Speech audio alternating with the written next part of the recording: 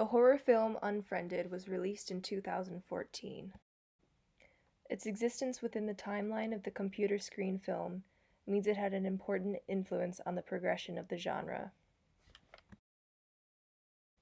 With the majority of preceding films being only shorts or segments, plus a full-length film from 2002 that predates the kind of technology that films of today can really take advantage of. The editing conventions it utilizes enforce a sense of reality upon the film, especially in an era where we are increasingly consuming our media on our laptop screens. This mode of consumption creates a sense of immersion into the world of the film. We have multiple windows and applications, notifications that we the viewer is used to seeing on our own screen that gives us an impulse reaction when we see or hear it in the film. And Unfriended had to find new and inventive ways of showing us that world, ways that were grounded in the computer functions and completely untethered to the decades of film conventions and editing language that had already been established for world cinema. This post-cinematic work is immersed in the 21st century technological understanding, an expectation that the film's audience is staring at a screen just like this one for a large portion of their day is essential to the realization and its success of the film. Skype is utilized for the function of character interaction and communication. Without the ability to create a sense of spatial interaction through the traditional editing conventions, because the film exists within this alternative cyberspace, things like the Skype operations help to moderate the action of the film and direct the audience's attention. Like in this scene, when Jess and Val argue over suspicious and insulting pictures and messages appearing on their screens. The other characters are reduced to smaller icons at the bottom of the screen. But when Blair intervenes on the girls' argument, she enters into the conversation, her image placed between the two, reflecting her attempt at mediation.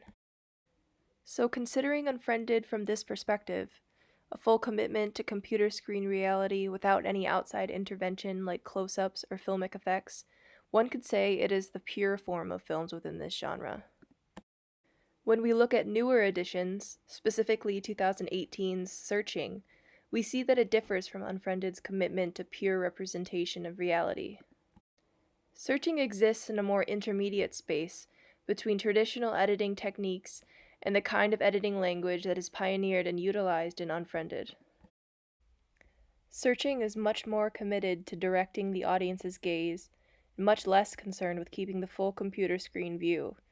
It seems to prioritize the storytelling function of close-ups and zooms for a more focused emotional effect. It does not seem to be as concerned as Unfriended in creating the immersive, reality-inducing effect of the full screen. We see this in the scene in which David Kim is trying to reach out to and connect with his daughter Margot after the death of his wife, Margot's mother. He types out a text that refers to his late wife, and the image, the camera if we could call it that, zooms into the words on screen, directing us to fully experience the emotional weight of his statement, especially as he slowly deletes it.